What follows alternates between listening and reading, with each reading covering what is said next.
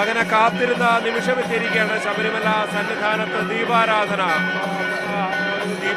നടക്കുന്നു. ദീപാരാധനയ്ക്ക് പിന്നാലെ ശബരിമല നട തുറന്നിരിക്കുന്നു. വില്ലാളി വീരനായ വീരമണി കണ്ഠനായ അയ്യപ്പന്റെ ദർശനമാണ് ഈ ശബരിമല സന്നിധാനത്ത് നമുക്ക് കാണാൻ സാധിക്കുന്നത്. ദീപാരാധന കണ്ട് അയ്യപ്പ ഭക്തർ സായുജ്യമടയുന്ന കാഴ്ചയാണുള്ളത്.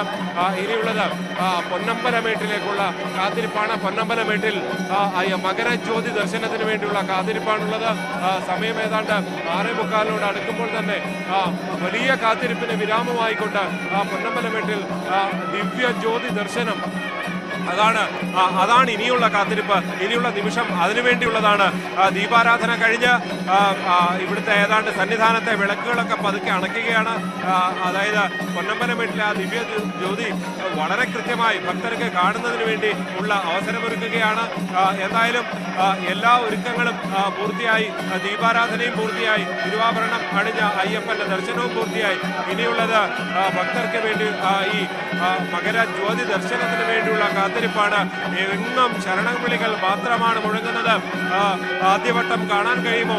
ഇനി അതല്ല, വീണ്ടും ഒന്നുകൂടി ശ്രദ്ധിച്ചാൽ മാത്രമേ കാണാൻ കഴിയുകയുള്ളൂ. അത്രയധികം ദൂരെയാണ് പൊന്നമ്പലമേടുള്ളത്. അയ്യപ്പന്റെ ഈ അമ്പലത്തിന് നേരെ കിഴക്ക് ഭാഗത്താണ് പൊന്നമ്പലമേടുള്ളത്. ഈ സന്നിധാനത്ത് തിരുമുറ്റത്ത് നിന്നാൽ പലയിടത്ത് ഈ പൊന്നമ്പലമേട് കാണാൻ സാധിക്കും. അതേപോലെ തന്നെ തൊട്ടിപ്പുറത്ത് പാടിത്താവളത്തിൽ നിന്ന് അത് ആദ്യമായി ശരണം വിളികൾക്ക് ബലം കണ്ടിരിക്കുന്നു പൊന്നമ്പലമേട്ടിൽ.